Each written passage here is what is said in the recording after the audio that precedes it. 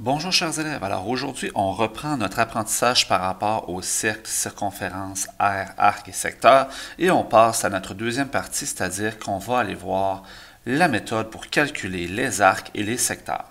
Donc première des choses, on va se rappeler c'est quoi un arc. La mesure d'un arc de cercle. Un arc de cercle correspond à une fraction de la circonférence. Donc c'est donc une partie du contour. Et cette fraction, elle est donnée par la mesure de l'angle au centre.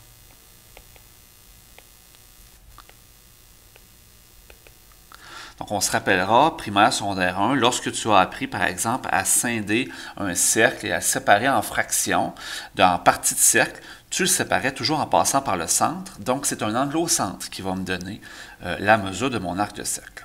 Pour trouver la mesure d'un arc de cercle, on résout la proportion suivante à l'aide d'un produit croisé. Donc, cette proportion-ci va être super importante, c'est-à-dire que l'angle sur 360 degrés, donc on va regarder la logique derrière tout ça. Donc, l'angle, c'est l'angle au centre, c'est une partie d'angle, partie du tour, en degrés. Sur 360 degrés, c'est le total d'un tour en degrés, est égal à l'arc, qui est une partie de la circonférence, sur ma circonférence, c'est-à-dire le total de ma circonférence. Donc, c'est toujours partie sur tout égale partie sur tout, et ce sont des fractions équivalentes. Donc, on regarde de quoi ça a l'air. Dans un cercle ayant un rayon de 8,5 décimètres, quelle est la mesure de l'arc de cercle intercepté par un angle au centre de 60 degrés? Donc, ça peut t'aider de te faire un petit croquis. Donc, ici, ce que tu vas devoir faire, c'est première des choses, dans mon cercle, je vais me tracer un rayon qui va valoir ici 8,5 décimètres. Quelle est la mesure de l'arc de cercle intercepté par un angle de 60 degrés? Donc, un angle de 60 degrés, ça a l'air grosso modo de ça environ, peut-être un petit peu plus. Donc, on va se noter ici que ça, ici, c'est 60 degrés. Et qu'est-ce que je cherche? Je cherche la mesure de l'arc. Donc, la mesure de l'arc, c'est ça ici. C'est ça, cette mesure-là. C'est ça que je cherche. C'est ça, mon objectif. Donc, première des choses, on sait que l'arc, c'est une partie de la circonférence. Donc, ma première étape, comme je cherche l'arc, qui est une partie de la circonférence, ma première étape, c'est de trouver la circonférence. Donc, première étape, circonférence. Et là, on va se rappeler notre formule. La formule, c'est C égale pi fois D. Mais là, je n'ai pas le diamètre. Donc, le diamètre, c'est 2 fois mon rayon qui vaut 8,5. Et 2 fois 8,5 me donne 17 décimètres. Une fois que j'ai ce diamètre-là, je peux faire ma circonférence. Toujours 3 étapes, formule, calcul, réponse. Donc, C égale pi fois D.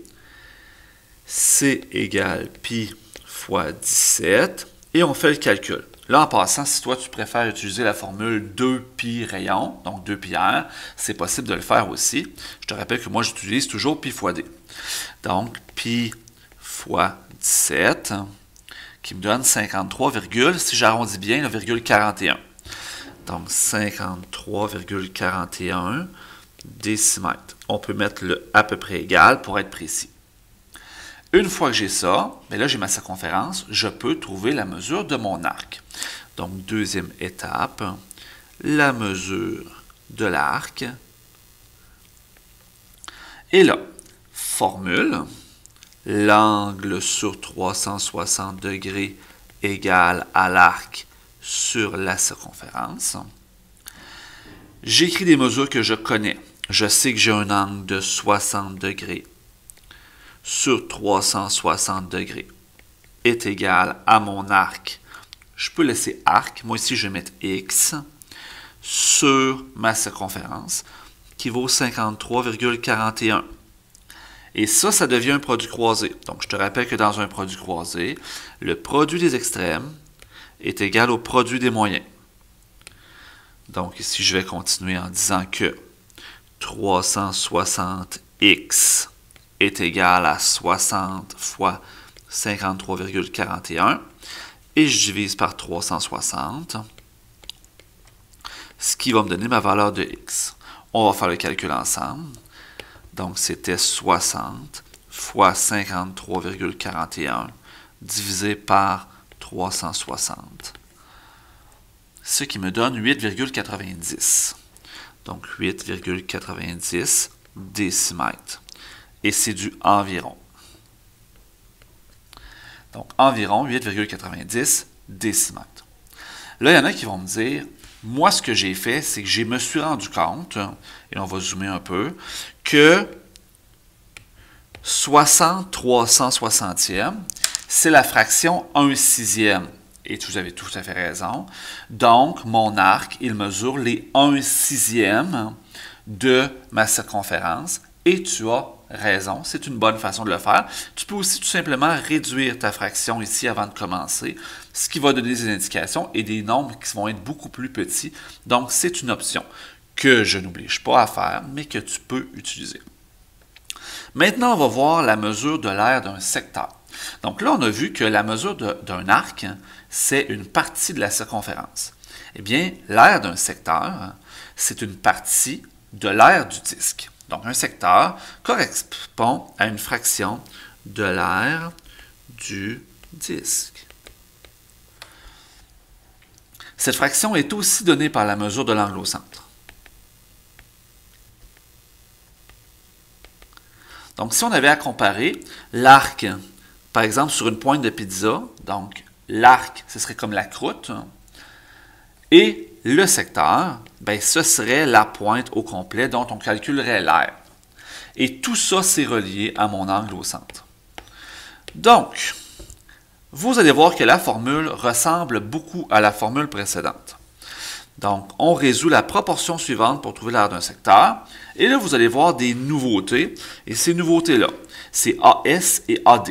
Donc, pourquoi? Parce qu'on parle de l'aire du secteur et de l'aire du disque. Donc, l'aire du disque ici, c'est l'aire dont on parlait précédemment, le grand A. Là. Donc, ça ici, c'est l'aire du disque qu'on en a trouvé avec A égale pi R à la 2. Donc, c'est ça l'aire du disque. On l'a déjà trouvé une couple de fois. Et mon aire du secteur, l'aire du secteur, bien, on va le trouver avec le produit croisé. Donc, AS pour aire du secteur, AD pour aire du disque. Et c'est toujours partie sur total. Donc, exemple 2. Dans un cercle ayant un rayon de 9 mm, donc là, ici, je vais me tracer un rayon de 9 mm, quelle est l'aire du secteur interceptée par un angle au centre de 75 degrés? Donc là, je vais me faire un angle de 75 degrés, disons comme ça, 75 degrés. Et là, je cherche l'aire d'un secteur. Bien, l'aire d'un secteur, c'est comme ça ici. C'est l'aire à l'intérieur, c'est l'aire de la pointe de tarte, la pointe de pizza, etc. Donc, comment est-ce que je fais pour trouver l'aire d'un secteur? Bien, première des choses, on sait que l'aire d'un secteur, c'est une partie de l'aire du disque. Donc, première étape, on va trouver l'aire du disque en faisant ma formule de l'aire du disque. A égale pi fois le rayon à la 2. A égale pi fois 9 à la 2.